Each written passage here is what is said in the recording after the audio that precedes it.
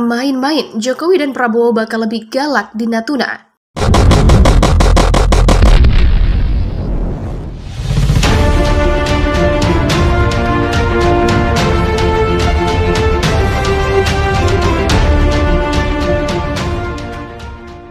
Keamanan laut Natuna masih menjadi prioritas pemerintahan Presiden Jokowi. Bahkan, pemerintah dikabarkan bakal lebih galak kepada siapa saja yang berani mengganggu keamanan di pulau terluar Indonesia tersebut.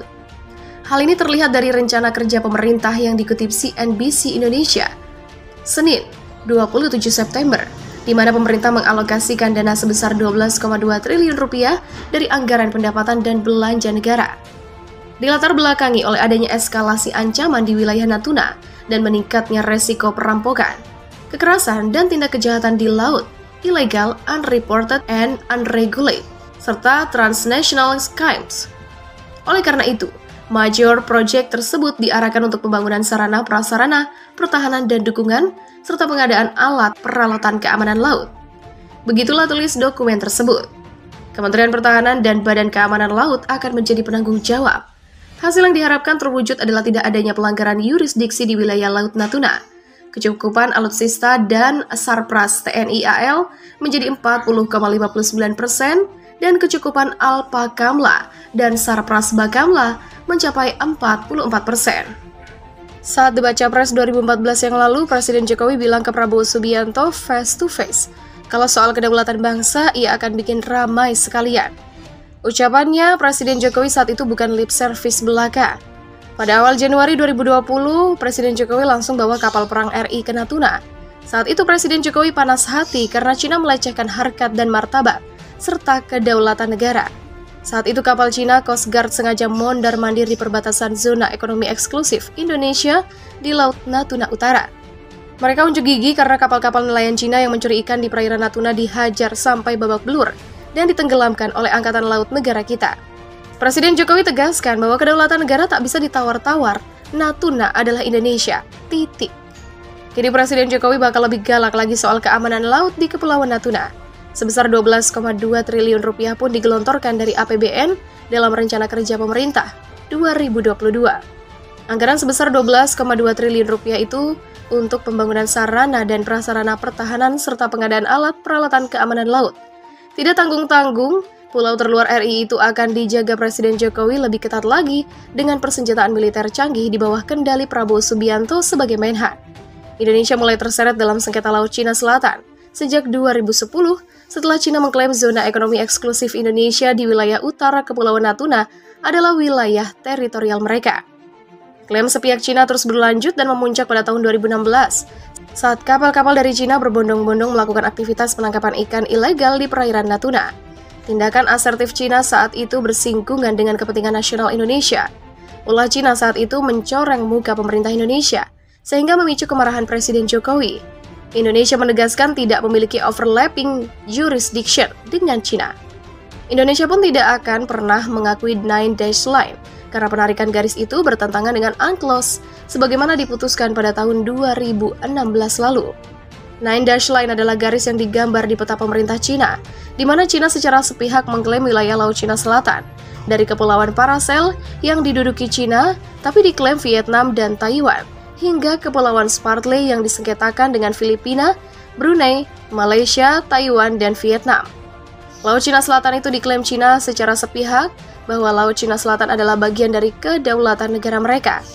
Mereka berpedoman pada sejarah Cina kuno dahulu kala, bahwa wilayah Laut Cina Selatan ditemukan oleh leluhur mereka, yaitu dinasti Han pada abad ke-3 sebelum Masehi dan dinasti Yuan pada abad ke-12 Masehi.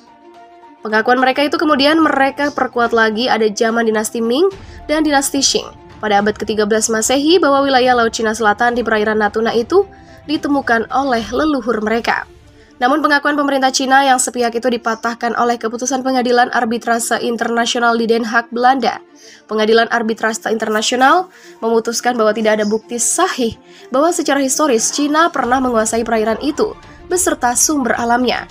Sekalipun Pengadilan Arbitrase Internasional tidak mengakui pengakuan Cina, namun hingga saat ini Cina terus melakukan ekspansi mereka untuk menguasai perairan Laut Cina Selatan di perairan Natuna. Bagaimana mereka tidak ingin menguasai kawasan Laut Cina Selatan? Selain letaknya yang sangat strategis sebagai jalur perdagangan dunia, Laut Cina Selatan juga menyimpan kekayaan alam yang sangat melimpah. Ketegangan Indonesia dengan Tiongkok di perairan Natuna tak bisa luput perhatian TNI. Setelah Cina mengklaim 90% Laut Cina Selatan adalah wilayah teritorialnya. Bukan hanya Indonesia yang berpotensi konflik dengan Cina, tetapi negara-negara di Asia Tenggara yang berbatasan langsung dengan Laut Cina Selatan. Situasi di Laut Cina Selatan akhir-akhir ini tengah jadi sorotan lantaran keberadaan Tentara Nasional Republik Rakyat Tiongkok atau RRT. Situasi ini diperparah dengan provokasi Amerika Serikat di wilayah tersebut. Hal itu menimbulkan kekhawatiran negara-negara di dunia belakangan ini. Kemungkinan pecahnya bentrokan Cina dan AS di wilayah tersebut juga banyak menjadi perbincangan.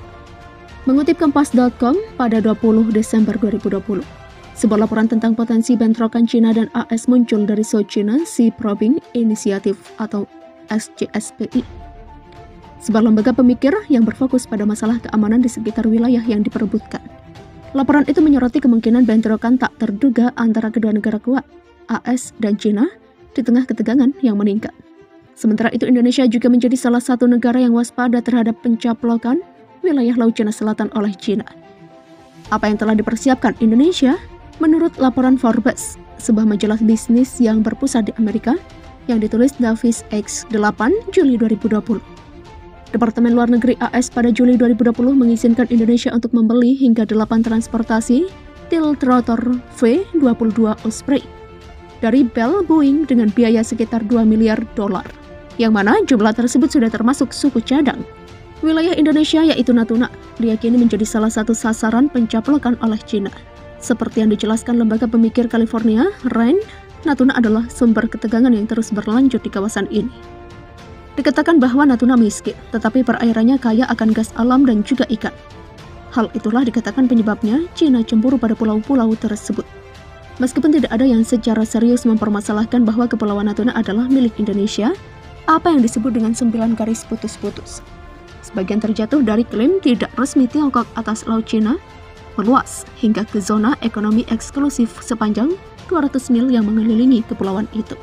Serangan penangkapan ikan juga telah menjadi krisis geopolitik. Pada bulan Januari, armada penangkap ikan Tiongkok muncul di Kepulauan Natuna hanya sehari setelah Presiden Indonesia Joko Widodo mengunjungi gugusan pulau tersebut. Armada Tiongkok kembali pada bulan berikutnya. Sedikit demi sedikit saya pikir Cina akan merebut Laut Indonesia, Laut Filipina, Laut Vietnam. Demikian kata Wan Darman, seorang nelayan di Natuna kepada The New York Times. Mereka lapar, minyak, gas alam, dan banyak sekali ikan. Demikian katanya. Atas tindakan pelanggaran Cina, selama ini Indonesia terus menanggapinya dengan mengerahkan pesawat patroli, jet tempur, dan kapal angkatan laut ke Laut Cina Selatan. Namun, dikatakan bahwa pangkalan Indonesia di wilayah tersebut yang sedikit, kecil, dan belum berkembang dapat menjadi masalah. Dilaporkan Forbes, ada bandara di Ranai, ibu kota Natuna. Fasilitas dengan landasan pacu 8.400 kaki secara teori dapat menampung jet tempur. Ada pula lapangan terbang yang lebih kecil di Matak, 150 di sebelah barat Ranai, panjangnya 3.900 kaki, yang mungkin terlalu kecil untuk jet cepat. Selain itu ada pangkalan Angkatan Laut di Tanjung Pinang, 300 mil barat daya Ranai, yang dapat menopang kapal Angkatan Laut dengan panjang hingga 100 kaki. Dijelaskan bahwa kapal amfibi adalah titik awal yang jelas, dan bukan tanpa alasan bahwa Indonesia dalam beberapa tahun terakhir telah menghabiskan miliaran dolar untuk membangun amfibi, termasuk 5 dermaga pendaratan yang dirancang Korea Selatan atau LDP. Setiap LDP kelas Makassar memiliki panjang 360 kaki, berbobot 11.000 ton dengan muatan penuh dan dapat membawa lebih dari 200 marinir atau tentara ditambah sekitar 40 kendaraan dengan ukuran dan berat tank Leopard 2. 22 kapal pendarat, tank, 3 kapal tanker pantai, 2 angkutan pasukan, sebuah kapal tanker dan sebuah kapal rumah sakit mendukung LDP. 2 kapal kelas Banjarmasin varian Makassar adalah hal terdekat TNI AL dengan kapal induk. Masing-masing dapat mendukung 5 helikopter dan harus dapat menampung V-22. Selain itu, Angkatan Laut Indonesia mengoperasikan sekitar 2 lusin helikopter ringan, sementara Angkatan Udara memiliki sekitar 20 helikopter transportasi Puma dan Super Puma. Kemudian Angkatan Darat dengan 50 Bell 412 dan 10 Mi-17 memiliki kekuatan putar terbesar.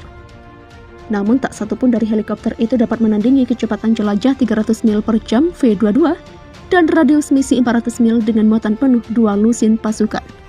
V-22 tidak hanya mahal dengan 70 juta dolar per salinan, tapi juga memiliki perawatan intensif dibandingkan dengan helikopter tradisional.